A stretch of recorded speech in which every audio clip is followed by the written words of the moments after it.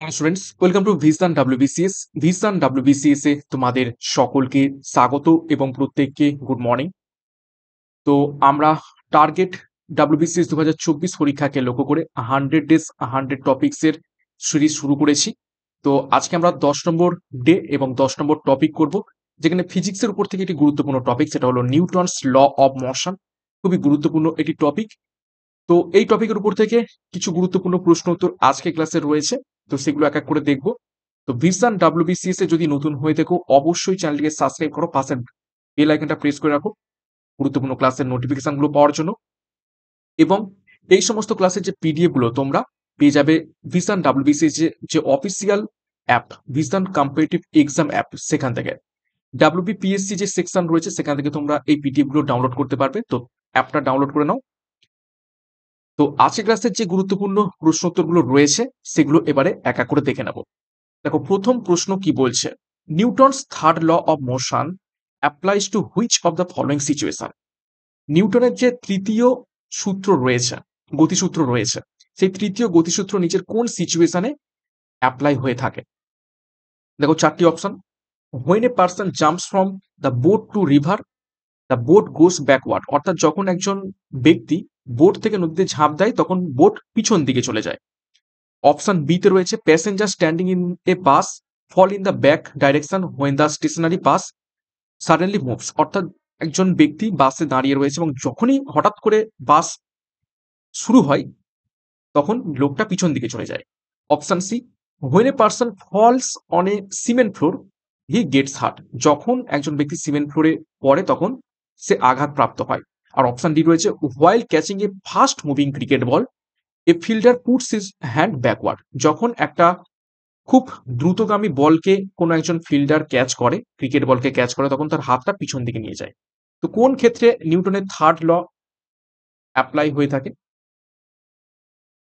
তো সঠিক উত্তর হবে option A, when a person jumps from the boat to river, অর্থাৎ যখন একটা ব্যক্তি বোট থেকে নদীতে ঝাঁপ দেয় তখন বোট গোস ব্যাকওয়ার্ড, অর্থাৎ ব্যক্তিটা বোটে কি করছে, প্রেস করছে এবং বোটটাও ব্যক্তিকে প্রেস করছে, অর্থাৎ বোট যাবে পিছন দিকে এবং ব্যক্তিটা যাবে সামনের দিকে, গিয়ে কোথায় পড়বে, নদীতে পড়বে।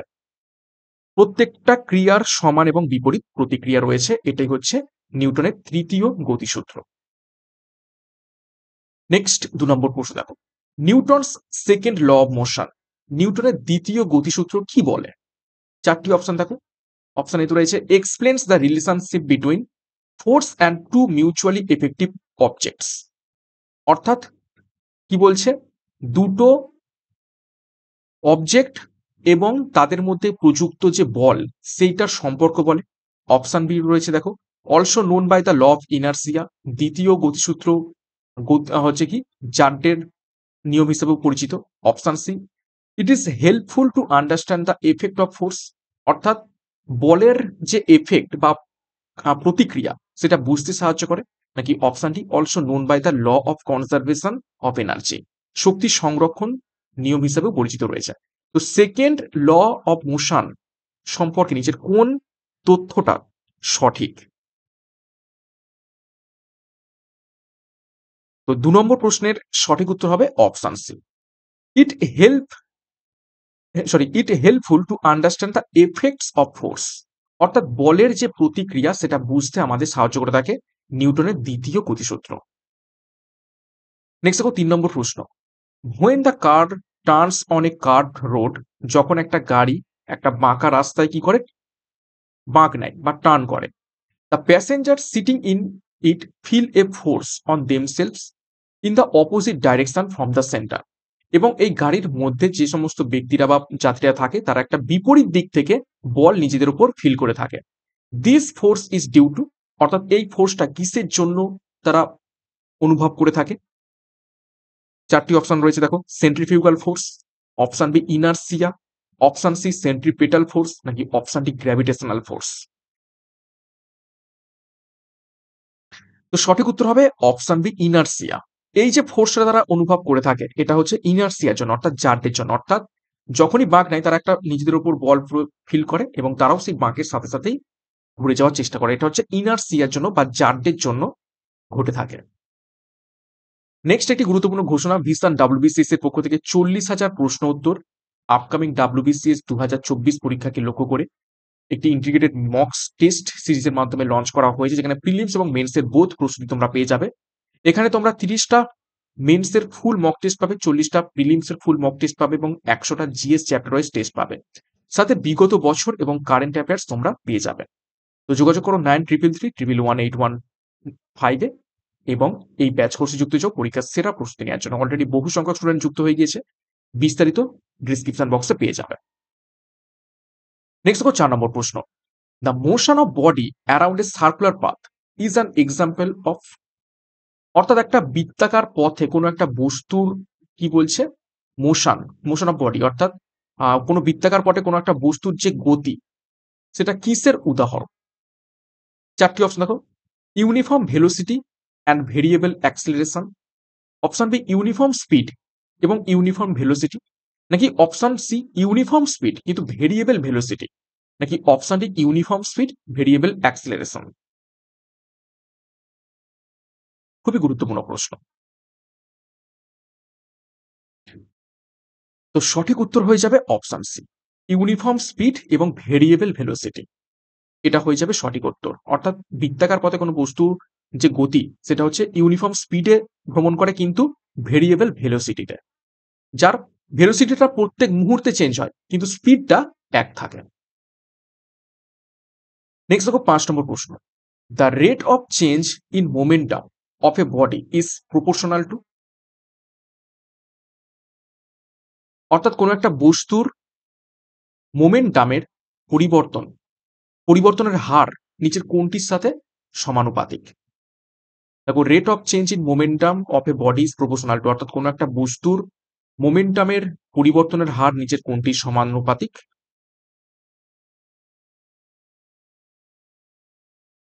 তো সঠিক উত্তর হবে অপশন বি, অ্যাপ্লাইড ফোর্সের সাথে সমানুপাতিক। খুবই গুরুত্বপূর্ণ প্রশ্ন এটি। নেক্সট দেখো 6 নম্বর প্রশ্ন। In which of the following cases of motions the distance and displacements are equal? নিচে 4টে কেস দেওয়া হয়েছে, গতির কেস, ঠিক আছে, মোশনের কেস।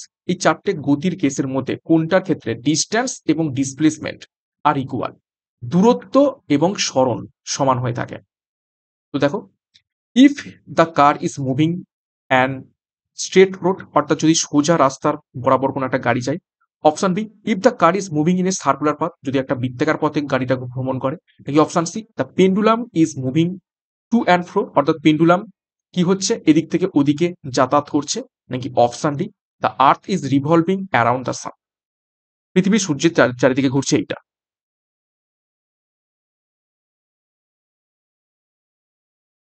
তো 6 নম্বর প্রশ্নের সঠিক উত্তর হয়ে যাবে option A, if the car is moving and straight road, অর্থাৎ যদি সোজা রাস্তা ধরে গাড়ি চলতে থাকে তাহলে দূরত্ব এবং ডিসপ্লেসমেন্ট অর্থাৎ সরণ দুটোই কিন্তু ইকুয়াল হবে।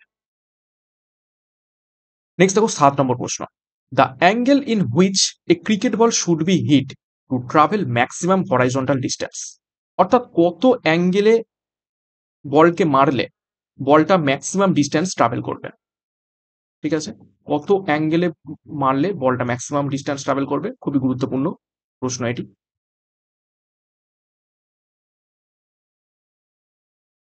তো সঠিক উত্তর হয়ে যাবে অপশন বি, 45 ডিগ্রি যদি অ্যাঙ্গেলে মারা হয় তাহলে সব থেকে বেশি দূরত্ব ট্রাভেল করবে হরাইজন্টালি। এই কোনটা হতে হবে কত? 45 ডিগ্রি। নেক্সট 8 নম্বর প্রশ্ন। The movement of a horse lawn carriage is an example of which principle of physics, অর্থাৎ হর্স লন ক্যারেজের যে গতি সেটা নিচের ফিজিক্সের কোন প্রিন্সিপালের উপর ভিত্তি করে?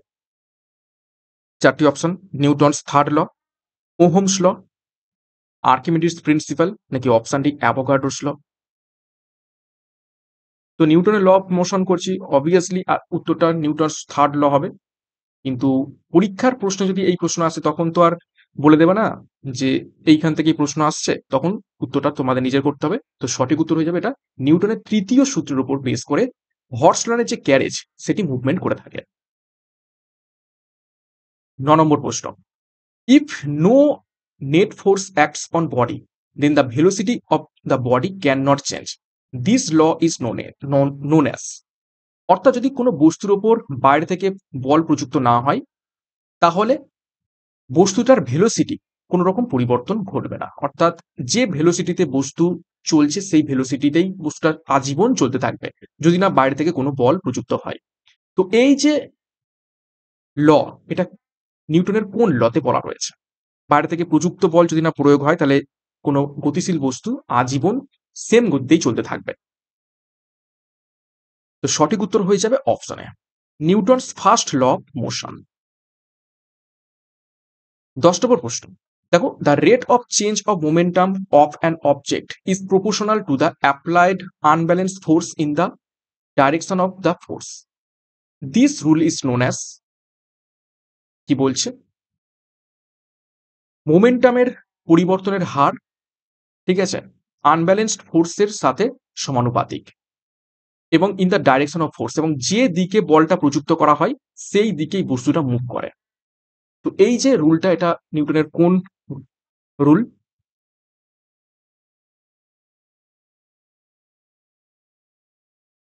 তো সঠিক উত্তর হয়ে যাবে option C, Newton's second law of motion. অর্থাৎ যেদিকে বল প্রযুক্ত হবে বস্তুটার দিকও সেই দিকে প্রযুক্ত হবে, এবং বস্তুটার মোমেন্টামের পরিবর্তনের হার বাইরে থেকে যে প্রযুক্ত বল প্রয়োগ করা হচ্ছে তার সমানুপাতিক। 11 নম্বর প্রশ্ন, second law of motion is related to. নিউটনের যে দ্বিতীয় গতিসূত্র রয়েছে সেটা নিচের কোনটির সাথে সম্পর্কিত রয়েছে? চারটি অপশন: প্রেসার, ইনার্সিয়া, থ্রাস্ট নাকি মোমেন্টাম। দেখো এখনই আমরা দেখলাম যে rate of the change of momentum, মোমেন্টামের পরিবর্তনের হার, তার মানে সঠিক উত্তর হবে অপশন ডি। মোমেন্টামের পরিবর্তনের হার বস্তুর উপর প্রযুক্ত বলের সমানুপাতিক হয়ে থাকে। এটা হচ্ছে মোমেন্টামের সাথে সম্পর্কিত দ্বিতীয় গতিসূত্র। 12 নম্বর প্রশ্ন দেখো, which of the following pairs always have the same direction.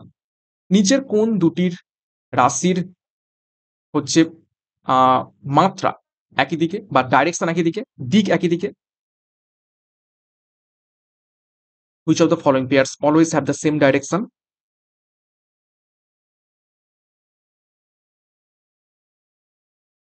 তো সঠিক উত্তর হয়ে যাবে option B, force and acceleration. এই দুটোর ডাইরেকশন সব সময় একই দিকে হয়ে থাকে, অর্থাৎ ফোর্স বা বল যেদিকে প্রযুক্ত হবে অ্যাক্সিলারেশনও সেই দিকেই ঘটে থাকে। নেক্সট 13 নম্বর প্রশ্ন, the rate of change of velocity is called. বেগ পরিবর্তনের হারকে কি বলা হয়ে থাকে?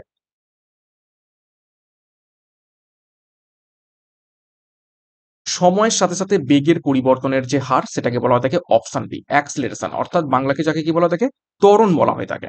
মোমেন্টাম মানে হচ্ছে ভরবেগ, অ্যাক্সিলারেশন মানে হচ্ছে ত্বরণ, ভেলোসিটি মানে হচ্ছে বেগ, আর স্পিড মানে হচ্ছে দ্রুতি যেটাকে বলা হয়ে থাকে, আর ফোর্স মানে বল। 14 নম্বর প্রশ্ন, which of the following is an example of inertia of rest. নিচের কোনটি স্থিতিজাড্যের একটি উদাহরণ? ইনার্সিয়া অফ রেস্ট মানে হচ্ছে বাংলায় যেটাকে আমরা বলে থাকি স্থিতিজাড্য। চারটি অপশন দেখো, when a hanging carpet is beaten with a stick, dust particle are clear. অর্থাৎ যখন একটা ঝোলানো কার্পেটকে আমরা বাড়ি দিয়ে মারি তখন ডাস্ট পার্টিকেল গুলো পরিষ্কার হয়ে যায়।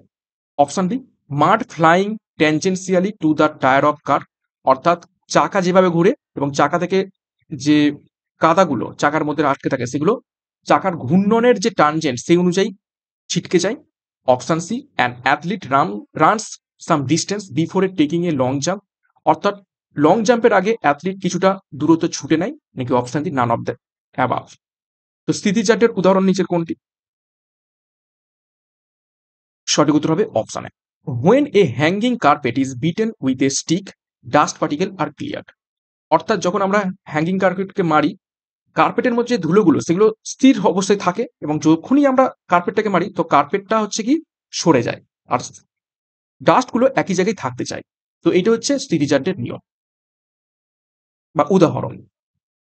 নেক্সট দেখো 15 নম্বর প্রশ্ন, the impulse on a particle due to a force acting on it during a given time interval is equal to the change in it's.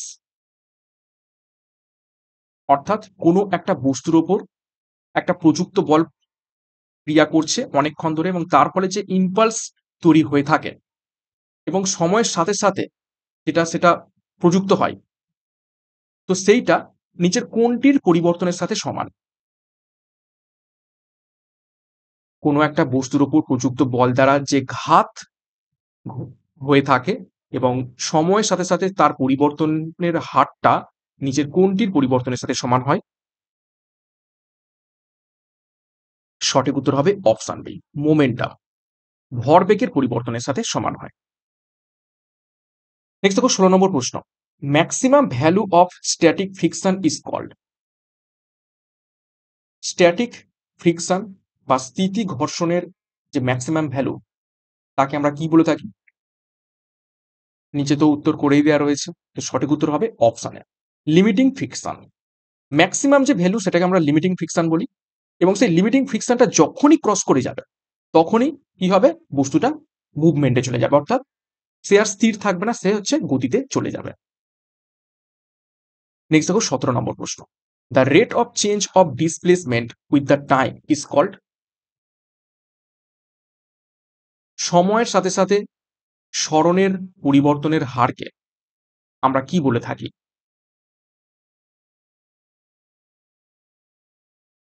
Displacement অর্থাৎ সরণ, সময়ের সাথে সাথে ডিসপ্লেসমেন্টের পরিবর্তনের হারকে আমরা কি বলে থাকি? সঠিক উত্তর হবে অপশন বি, ভেলোসিটি। সময়ের সাথে কোনো বস্তুর যে সরণের পরিবর্তনের হার সেটাকে আমরা ভেলোসিটি বা বেগ বলে থাকি। নেক্সট দেখো 18 নম্বর প্রশ্ন। The apparent weight of man in lift is less the real weight when. অর্থাৎ লিফটের মধ্যে একজন ব্যক্তি তার নিজের ওজনের তুলনায় কম ওজন অনুভব করবে, নিচের কোন ক্ষেত্রে? চারটি option. The lift is going up with an acceleration, অর্থাৎ ত্বরণ সহ যখন লিফট উপরের দিকে যায়, নাকি option B the lift is going down with uniform speed, অর্থাৎ সমান বেগে যখন লিফট নিচের দিকে আসে, নাকি option C the lift is going up with uniform speed, যখন সমান গতি সহ লিফট উপরের দিকে যায়, নাকি option D the lift is going down with an acceleration, ত্বরণ সহ যখন লিফট নিচের দিকে আসে। তো কোন ক্ষেত্রে একজন ব্যক্তি তার নিজের ওজনের আসল ওজনের থেকে লেস ওজন অর্থাৎ কম ওজন ফিল করবে? তো সঠিক উত্তর হবে অপশন বি, যখন লিফট নিচের দিকে যাবে ইউনিফর্ম স্পিডে। ঠিক আছে। 19 নম্বর প্রশ্ন। The liver work based on. লিভারের কার্য নিচের কোনটির নীতির উপর বেস করে কাজ করে থাকে?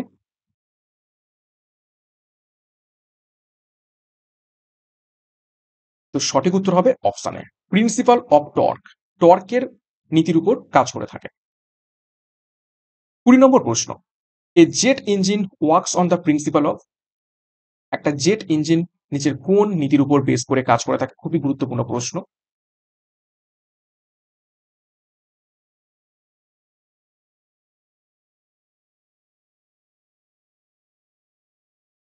এবং বহুবার প্রশ্নটা পরীক্ষাতে এসেছে। তো সঠিক উত্তর হয়ে যাবে option C, conservation of linear momentum.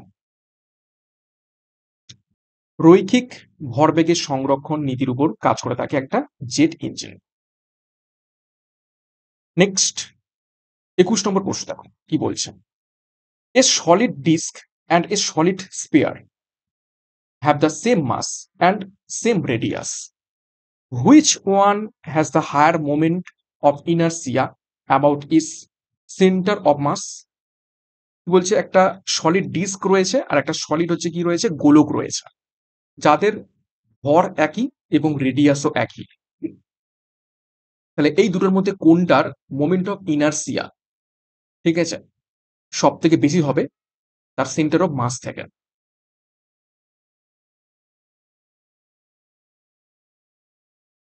তো সঠিক উত্তর হবে অপশন এ, দ্য ডিস্কের। কেন ডিস্কের?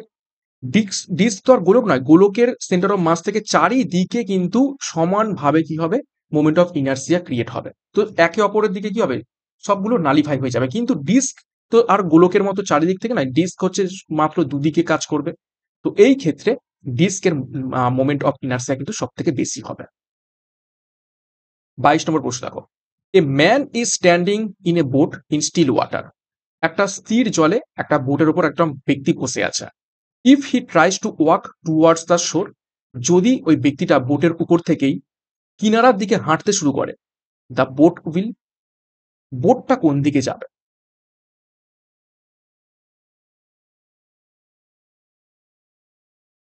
এখানে কি ক্রিয়া হবে? একটা বোট রয়েছে, বোটের ওপর ব্যক্তি রয়েছে, এইদিকে কিনারা, ঠিক আছে, এইদিকে কিনারা। ব্যক্তি যদি এই দিকে আসতে চায়, তার মানে বোটের ওপর এ ক্রিয়া করছে আর বোটও সেম ভাবে ক্রিয়া করবে, তাহলে বোট কি হবে? উল্টো দিকে যাবে, অর্থাৎ কিনারা থেকে দূরের দিকে চলে যাবে। তো সঠিক উত্তর হয়ে যাবে অপশানে, মুভ অ্যাওয়ে ফ্রম শোর। কিনারা থেকে বোট দূরের দিকে চলে যাবে।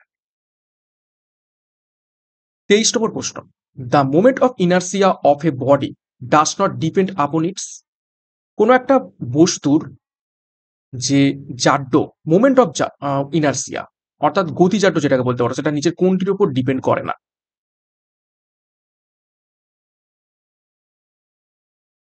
চারটি option, axis of rotation, angular velocity, form of mass, নাকি distribution of mass.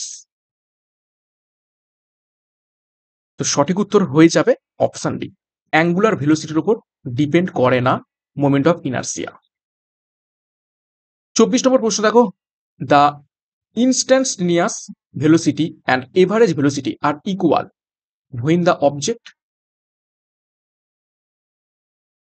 Instantaneous velocity and average velocity সমান হবে যখন অবজেক্ট কোন অবস্থাতে থাকবে? চারটি option, has uniform acceleration, option B moving in a circle, has variable acceleration, নাকি has zero acceleration.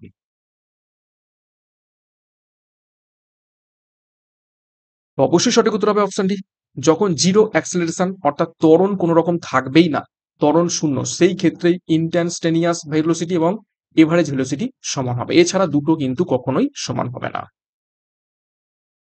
25, ladder is an example of, ladder কি ধরনের লিভারের উদাহরণ?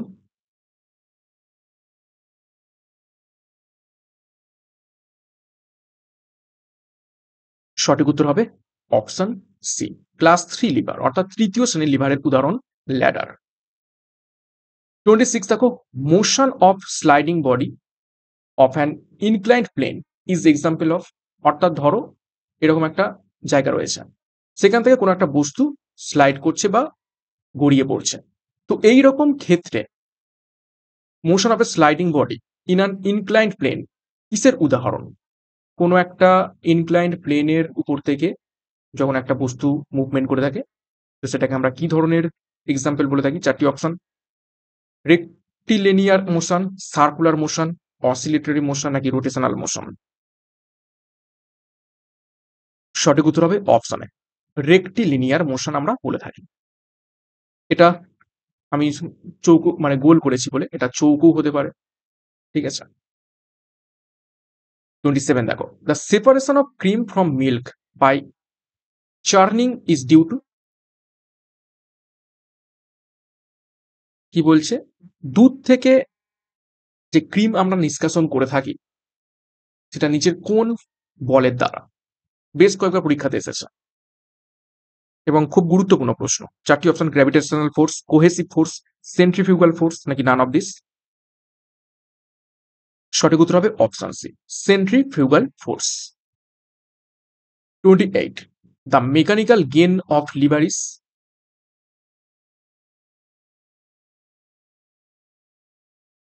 যান্ত্রিক যে ক্ষমতা একটা লিভারের, সেটা নিচের কোনটি? চারটি অপশন দেখো, the ratio of load to the effort, the ratio of load to fulcrum, নাকি multiple of load and effort. তো সঠিক উত্তর হবে অপশনে, the ratio of load to effort, এটা হয়ে যাবে mechanical gain of a lever. 29 দেখো, when a body is moving on a surface the force of friction is called, যখন একটা সারফেসের উপর থেকে কোনো একটা বস্তু মুভ করছে, ঠিক আছে, কোনো একটা বস্তু মুভ করছে, তো সেটা কি ধরনের ফ্রিকশন?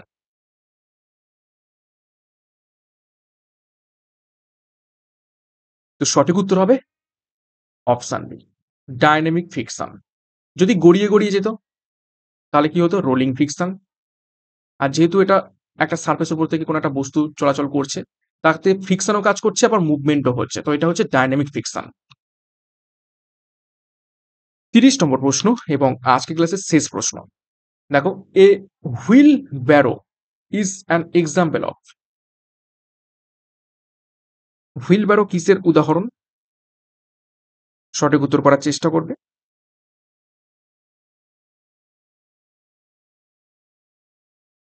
হুইল ব্যারো মানে হচ্ছে চাকা ঠেলা গাড়ি। তো সঠিক উত্তর এখান থেকে হয়ে যাবে অপশন ডি, ক্লাস 2 দ্বিতীয় শ্রেণীর এটি লিভার। তো এই ছিল আজকে ক্লাসের গুরুত্বপূর্ণ 30টি প্রশ্নোত্তর ল অফ মোশনের উপর থেকে। তো 30 এর মধ্যে কার কত স্কোর হয়েছে কমেন্ট বক্সে কমেন্ট করবে, এবং প্রশ্নপত্র কেমন ছিল সেই ব্যাপারে মন্তব্য করবে। এবং আমি চেষ্টা করছি প্রত্যেকদিন ক্লাসগুলো নিয়ে আসার, কিন্তু মাঝখানে কিছু কিছু সমস্যার জন্য ক্লাসগুলো ইরেগুলার হয়ে যাচ্ছে, তার জন্য আমি তোমাদের কাছে প্রত্যেকের কাছে ক্ষমা চাইছি। তো চেষ্টা করবো আমি প্রতিদিন ক্লাসগুলো নিয়ে আসার, এবং 100 ডেজে 100টা টপিক আমি কভার করার চেষ্টা করব। তো আজকের ক্লাসটা এখানেই শেষ করব, এবং এই ক্লাসের পিডিএফ পাওয়ার জন্য আমাদের যে official app competitive exam app vision WBC, সেটা ডাউনলোড করে নাও, এবং ডাব্লিউবিসি সেকশন থেকে এই পিডিএফ গুলো তোমরা পেয়ে যাবে। এবং আমাদের যে ব্যাচ কোর্স রয়েছে সেখানে যুক্ত হয়ে যাও। যোগাযোগ করো 9333118115 এবং পরীক্ষার সেরা প্রস্তুতি নিতে শুরু করে দাও। তো আজকের মতো ক্লাসটা এখানে শেষ করলাম। প্রত্যেককে all the best. Thank you, by.